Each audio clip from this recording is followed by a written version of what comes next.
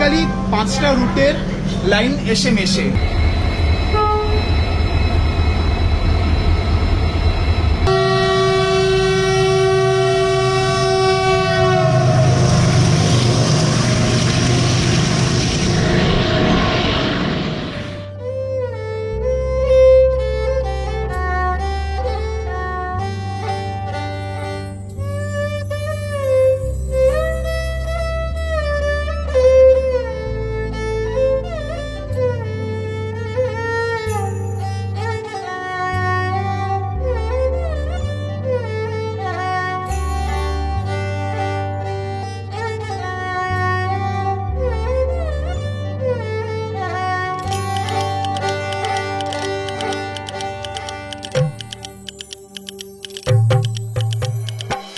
কেল্লা প্রাসাদ, রাজা রানী, মরুভূমির দেশ, কোথায় পাবে উটের দেখা, ঘুমার নাচের রেশ, যোদ্ধা জাতি রাজপুত পীর, কত না কাহিনী। রাজস্থানের মানেই আমরা সোনার কেল্লা জানি, সত্যজিৎ আর ফেলুদা সঙ্গে আছে তাই। চলো সবাই এবার আমরা রাজস্থানেই যাই।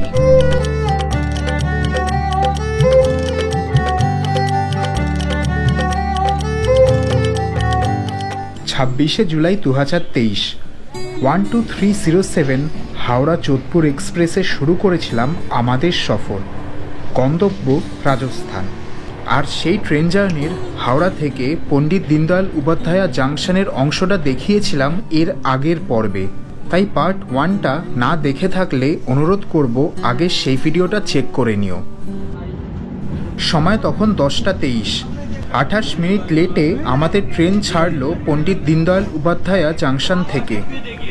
পাশের লাইনে আমাদের সাথেই রওনা দিল কয়লা বোঝাই পাইথন ফ্রেট বা পাইথন মালগাড়ি। অনেক সময় একই গন্তব্যের দুটো মালগাড়িকে একসাথে জুড়ে চালানো হয় দ্রুত সেকশন ক্লিয়ারেন্সের জন্যে। আর এই বিশাল প্রকৃতির মালগাড়িকে বলা হয় পাইথন ফ্রেট, যাদের দৈর্ঘ্য হয় 1 কিলোমিটারেরও বেশি।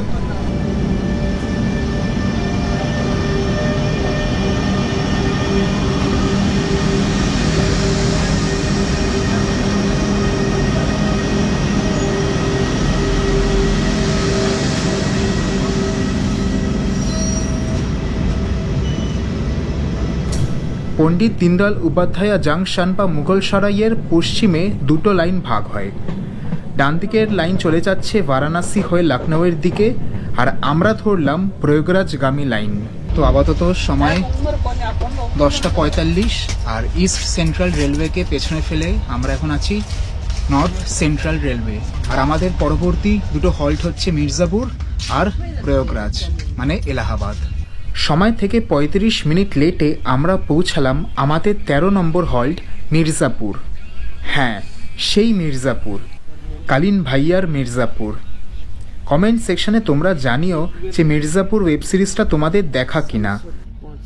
মির্জাপুরের একটু পরেই আমরা উঠলাম তামসা নদীর উপর অবস্থিত রেল ব্রিজে।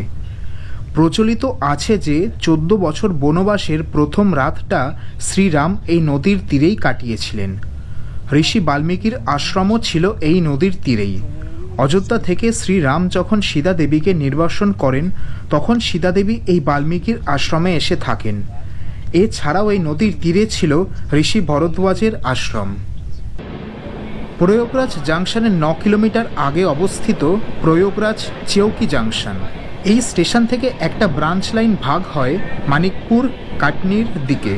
আমাদের ঠিক পেছনে থাকা বিখ্যাত 12321 হাওড়া মুম্বাই মেল সহ আরও অনেক পূর্ব দিক থেকে আসা আর জব্বলপুর ইটারসিগামী ট্রেন এই লাইন ব্যবহার করে। ত্রিভুজের মতো মানিকপুর কাটনি ব্রাঞ্চ লাইনের আরও একটা শাখা এসে মেশে চেউকির ঠিক পরের স্টেশনে, যার নাম নৈনি জাংশন। 1855 সালে ক্যালকাটা থেকে দিল্লি অবধি ডাইরেক্ট ট্রেন সার্ভিস শুরু হয়। তবে এলাহাবাদে যমুনা নদীর উপর ব্রিজ না থাকায় যাত্রীদের নৌকায় পারাপার করতে হতো। সেই সমস্যা মেটাতে 1865 সালে তৈরি করা হয় 1 কিলোমিটারেরও বেশি লম্বা ওল্ড নৈনি রেলওয়ে ব্রিজ। শুরুতে শুধু রেল ব্রিজ হলেও 1927 সালে ব্রিজটাকে ডাবল ডেকারে রূপান্তরিত করা হয়। আপার ডেকটা ট্রেনের জন্য আর লোয়ার ডেকটা সড়ক পথের জন্য। তবে শতাব্দী প্রাচীন এই জীর্ণ ব্রিজের চাপ কমাতে 2004 সালে পাশেই উদ্বোধন করা হয় নিউ যমুনা রোড ব্রিজ, যেটা ভিডিওতে দূরে দেখা যাচ্ছে। সময় এখন 12:26 আর আপাতত আমরা প্রবেশ করব এলাহাবাদ বা প্রয়াগরাজে। আর এখানে এসে মেশে আরও দুটো লাইন, যে দুটো লাইন আসছে বেনারস থেকে। একটা আসছে ভায়া জাংহাই, যেটা পূর্বা এক্সপ্রেস ভায়া বেনারস ইউজ করে, আর আরেকটা লাইন আসে ভায়া এলাহাবাদ সিটি, যেটা আগে মিটার গেজ ছিল।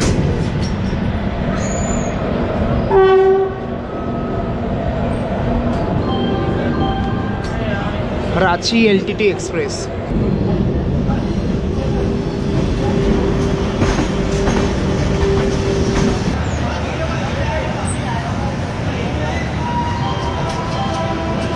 সময়ের থেকে আধ ঘন্টা লেটে আমরা পৌঁছে গেছি উত্তরপ্রদেশের অন্যতম প্রধান শহর, সেটা হচ্ছে প্রয়াগরাজ / এলাহাবাদ। এখানে আমাদের 5 মিনিটের হল্ট আছে, আর এরপর আমাদের হল্টস হবে হচ্ছে ফতেহপুর আর তারপর কানপুর। তো বাইরে বহুত গরম, এরপর এসিতে গিয়ে লাঞ্চটা সারবো, কারণ মোটামুটি বেলা হচ্ছে আর টায়ার্ডও লাগছে, কাল রাত্রে কম ঘুমই হয়েছে। 12:54-তে সময় থেকে 34 মিনিট লেটে আমরা রওনা দিলাম প্রয়াগরাজ জাংশন থেকে। পার করেছি আমরা 814 কিলোমিটার, আর এখনও আমাদের পাক্কা 1000 কিলোমিটার পথ যাওয়া বাকি। এই ট্রেনে প্যান্ট্রি কার আছে, তো তোমরা বুঝতেই পারছো সকাল থেকে ননস্টপ খাবার, সফট ড্রিঙ্কস এসব আসতেই থাকছে। এই ট্রেনে তোমরা ব্রেকফাস্ট, লাঞ্চ, স্ন্যাক্স, ডিনার সবই পেয়ে যাবে। অ্যান্ড ওবিএইচএস সার্ভিসও আছে, যেমন তোমরা দেখতে পাচ্ছ। সুরাজ বাড়ি থেকেই আজকের লাঞ্চ আর ডিনার বানিয়ে নিয়ে এসেছিল।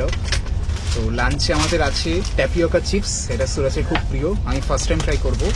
এছাড়া সুরাজের আছে ট্যামারিন্ড রাইস, আর আমার আছে লেমন রাইস। ব্যাপক ব্যাপক, তুই ঠিকই বলেছিলিস, ট্যামারিনটা বেটার খেতে।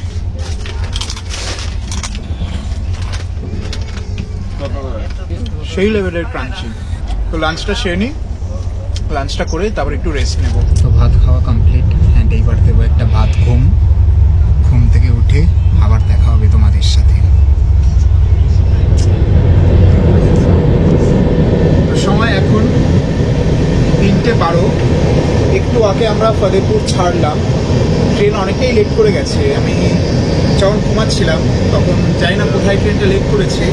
খুব সম্ভবত ফতেহপুরে আমাদের 2 মিনিটের হল ছিল, বাট ওখানে আমরা প্রায় 8-9 মিনিট দাঁড়িয়েছি। ওখানে আমাদের ওড়িশা সম্পর্ক্রান্তি ওভারটেক করলো খুব সম্ভবত, তো ওখানে একটু ডিলে হয়েছে। আর এমরুটও কিছু ডিলে হয়েছে, কারণ আমাদের সামনে যে ট্রেনটা ছিল শিয়ালদা আজমির, ওটা অনেকটা আগে এগিয়ে গেছে। ওটা কোথায় কানপুর পৌঁছে গেছে এতক্ষণে, আমাদের এখনও কানপুর পৌঁছাতে একটু দেরি আছে।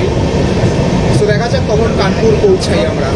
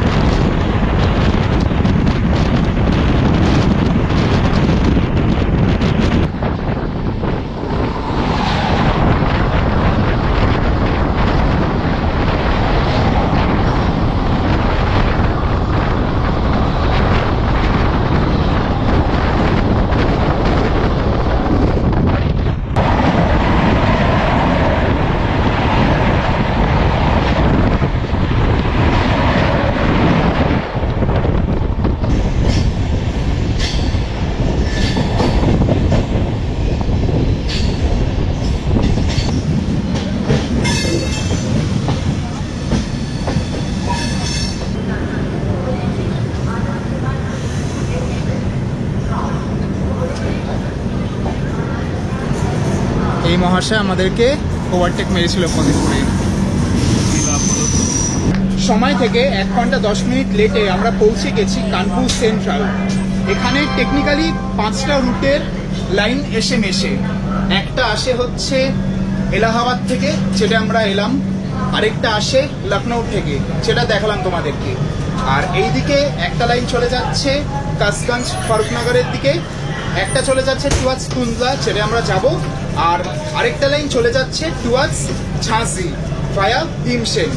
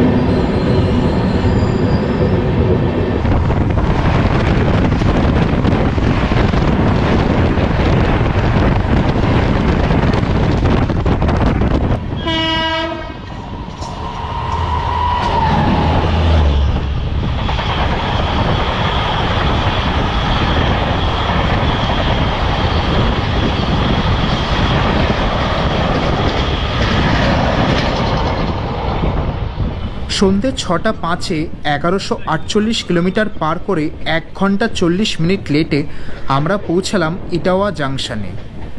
কানপুর দিল্লি মেন লাইন ছাড়াও আরও 3টে ব্রাঞ্চ লাইন ভাগ হয় এই স্টেশন থেকে। একটা লাইন যাচ্ছে ফারুকাবাদ, একটা লাইন যাচ্ছে গোয়ালিয়র, আর তৃতীয় লাইন ভান্ডাই হয়ে আগ্রা।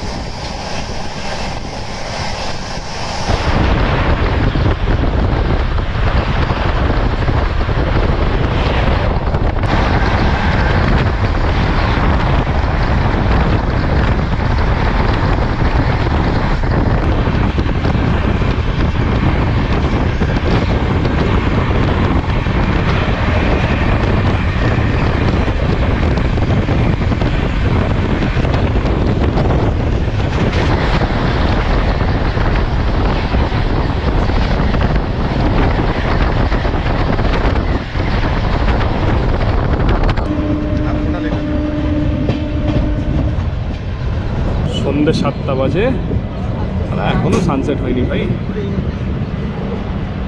তুল্লা জাংশন।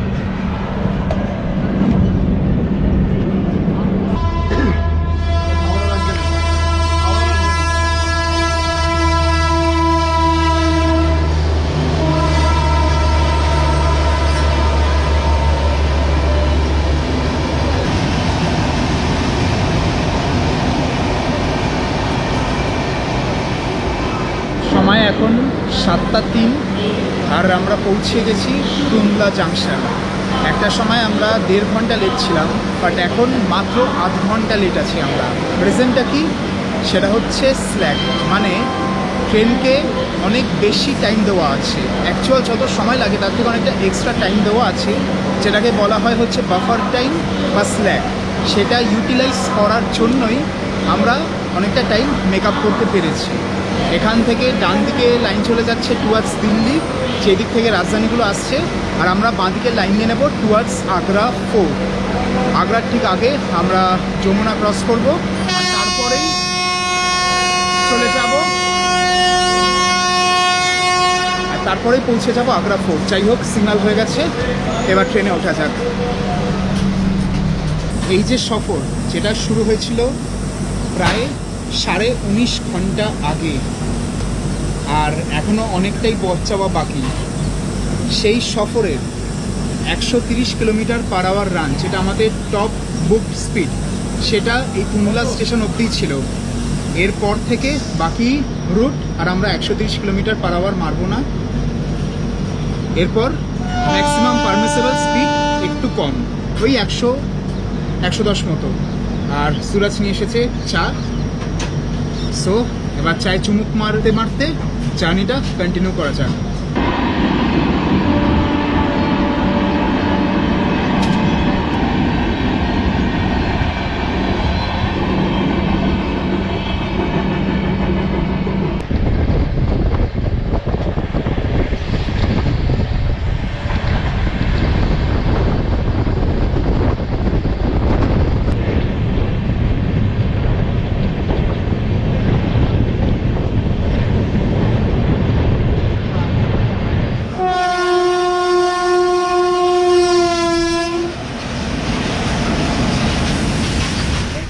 তো সময় এখন 8টা 1, আর আমরা লাস্ট আধ ঘন্টা বেশি ধরে কুবেরপুর বলে একটা স্টেশনে দাঁড়িয়ে আছি।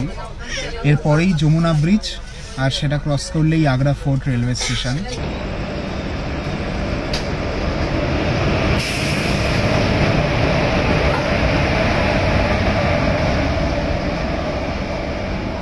আটটা 20, এখনো যমুনা ক্রস করিনি আমরা।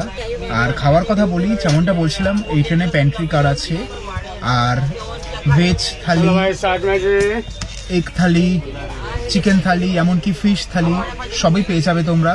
এছাড়াও সন্ধেবেলা চাউমিন, কাটলেট, পনির পকোড়া এইসব কিছু বিক্রি হচ্ছিল। সকালের দিকে ইডলি বিক্রি হচ্ছিল। এছাড়া মিষ্টি দই, চিপস, কোল্ড ড্রিঙ্কস এগুলো তো সারাদিন সার্ভ হচ্ছে। এমনকি আলুর চপ, আলু পাকোড়া, সিঙ্গারা এইসবও সার্ভ হচ্ছে। হ্যাঁ, কোয়ালিটি কেমন বলতে পারবো না, খাইনি, বাট হ্যাঁ ভ্যারাইটি তোমরা পেয়ে যাবে।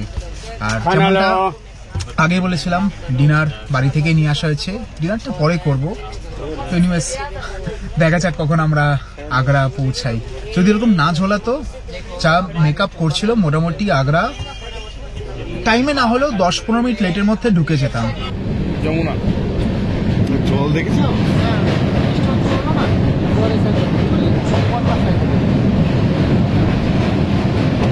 ওই তো দেখতে পাচ্ছি, দেখতে পাচ্ছিস তো?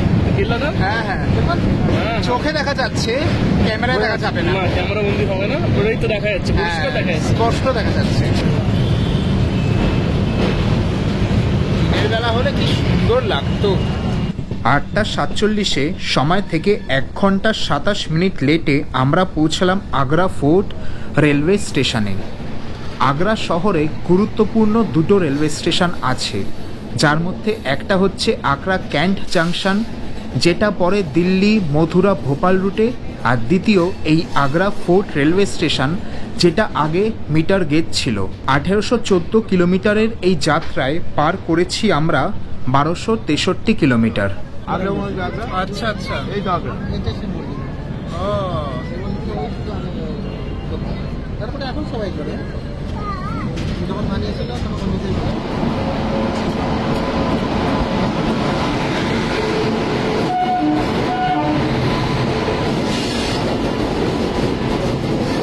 আওয়াজ এক্সপ্রেস।